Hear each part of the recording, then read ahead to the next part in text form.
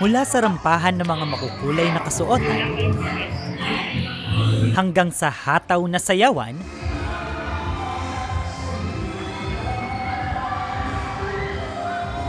maging sa kalsada man.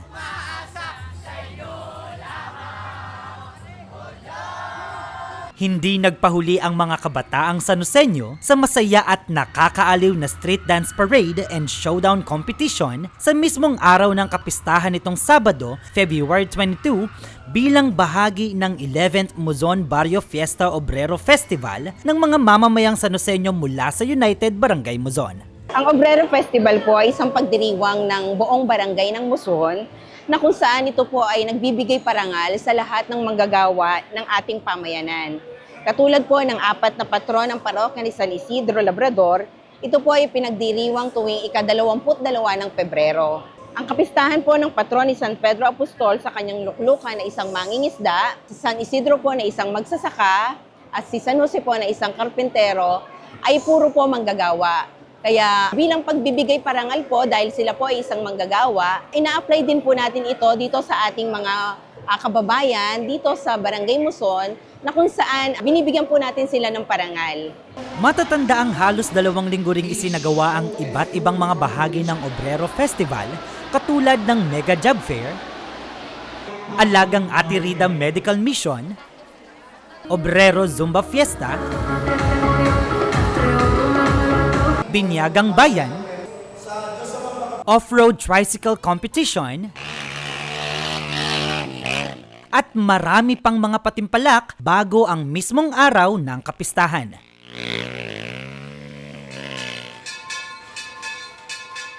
Kaya naman itong Sabado, February 22, kasabay ng kapistahan ng luklukan ni San Pedro Apostol, sinimula ng opisyal na araw ng kapistahan ng Obrero Festival sa pamamagitan ng Misa Mayor sa San Isidro Labrador Parish na pinangunahan ni Reverend Father Leon Coronel ng St. Joseph the Worker Parish at dinaluhan naman ng mga kaparian mula sa iba't ibang parokya sa lungsod, gayon din ang Hermana Mayor 2025 Ate Rida Robes.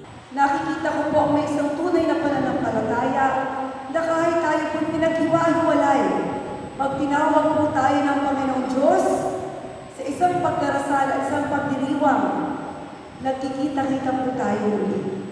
Ito po ang luklukan. Muli po ang aking pagpapasalamat sa Panginoong Diyos at ako po'y nagdarasal ng sobra-sobra.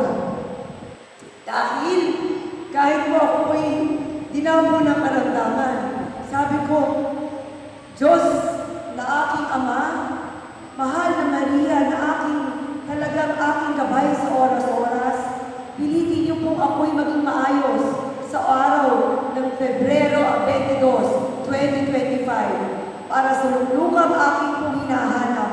Makasama ko po kayong lahat. Maraming salamat po. Matapos nito, pinasigla na ng hiyawan at sayawan, gayon din ng mga makukulay at naggagandahang kasuotan ang naturang pagdiriwang sa pamamagitan ng street dance showdown. Magaganap po ngayon ang hataw na pagtatanghal ng mga kabataang Sanuseñong kalahok sa street dance competition bilang bahagi ng pagdiriwang ng 11th Muzon Barrio Fiesta Obrero Festival ng United Barangay Muzon. Dito na ipapakita ang kultura at tradisyon ng mga manggagawa dito sa United Barangay Muzon at ang galing ng mga Sanuseño. Ito ay nilahukan ng 4 na public elementary school sa lungsod, kabilang ang Gaya-Gaya Elementary School, San Jose del Monte Heights Elementary School,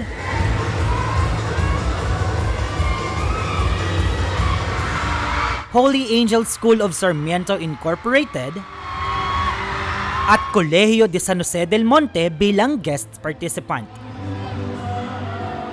4 na grupo naman ang lumahok para sa community level na binubuo ng mga high school students at sangguniang kabataan ng mga barangay. Nariyan ang Muzon is the Best, Obra Obrero Muzon Proper, Muzon High School,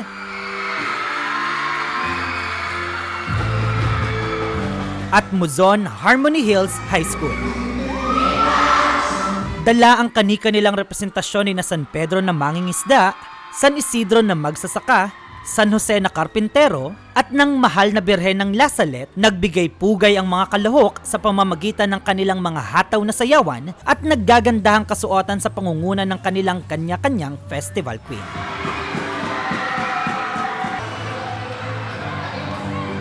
Sa huli, para sa elementary level, pinarangalan ang Gaya-Gaya Elementary School bilang second place, ang San Jose del Monte Heights Elementary School bilang first place, at itinanghal naman na champion ang Holy Angel School of Sarmiento Incorporated. Para naman sa community level, kinilala ang Muzon High School bilang third place, ang Obra Obrero Muzon proper bilang second place, ang Muzon East the Best bilang first place, at inuwi naman ng Muzon Harmony Hills High School ang kampyonato. Dati rin po kasi akong kumukumpit, estudyante rin po ako dati. Kami po ata yung mga first and second, third na nagkukumpit ng Obrero Festival. Then ngayon teacher na ako, tapos ako yung nag-assist sa kanila. Kung ano po yung mga natutunan ko before, ayun po yung ginawa ko sa kanila na from lakad, initan, inorient ko po sila lahat sa kung anong experience ko. Para kahit first time po nilang magagawa to ngayon, alam nila or may idea sila sa kung paano mangyayari. With dedication, syempre, and efforts ng bawat isa.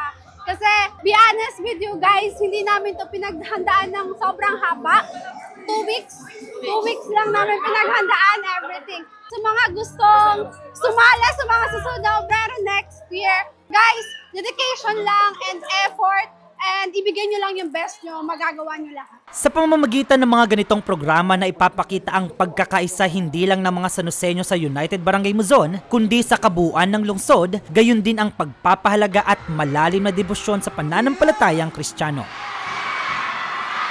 Pasalamat kami sa buong suporta ng ating Hermana Mayor ngayong 2025 sa ating 11th Obrero Festival kay ate kong Mayor Rida Robes. Yun po kami sa katuwang kong Hermana si Ate Ningning Salcedo. Yun po kami po sa Fiesta Committee sa simbahan ay yung traditional na ginagawa namin taon-taon tuwing Fiesta ay ang Obrero Festival, lalo-lalo na ang Obrero Showdown. No po? Kaya po, hinihikayat namin ang mga kabarangay natin para panatilihin ang sining sa Barangay Muzon. Natutuwa ako, dito sa San Jose del Monte. Dahil nakikita ko na parang nag-improve na yung cultural arts, pati yung mga heritage preservation. Nakaraan, nakita ko na magtatayo si Mayor ng National Museum.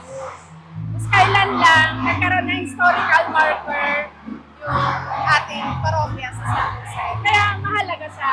Sana tuloy-tuloy. Tuwa lang ako na sa mga level ng mga elementary, gano'n, natuturuan na sila yung mga ganyan. Higit sa kasiyahang dulot ng 11th Obrero Festival ngayong 2025 ay ang taus-pusong pasasalamat sa biyaya at hanapbuhay na kaloob ng Diyos sa pamamagitan ng mga patron ng pananampalataya ng mga residente ng United Barangay Muzon at ang pagkilala sa natatanging kontribusyon ng mga manggagawa sa pagpapaunlad ng lungsod.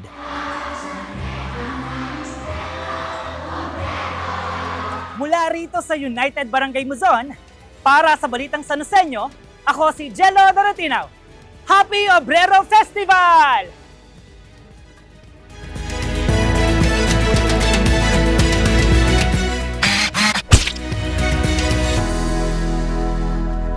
Thank you for watching! Para sa napapanahong balita at informasyon, tumutok lang sa City of San Jose del Monte Public Information Office Facebook page at iba pang mga official social media pages ng city government. Para naman maging updated sa mga aktibidad ng magkatuwang sa serbisyo, Mayor Arthur B. Robes at Congresswoman Florida P. Robes, i-follow ang kanilang mga official Facebook pages, TikTok at YouTube accounts. Check nyo na rin ang ating website, csjdm.gov.ph. At syempre, huwag din kakalimutang mag-like, comment, and share ng ating mga contents. Maraming salamat, Arya Sanoseño!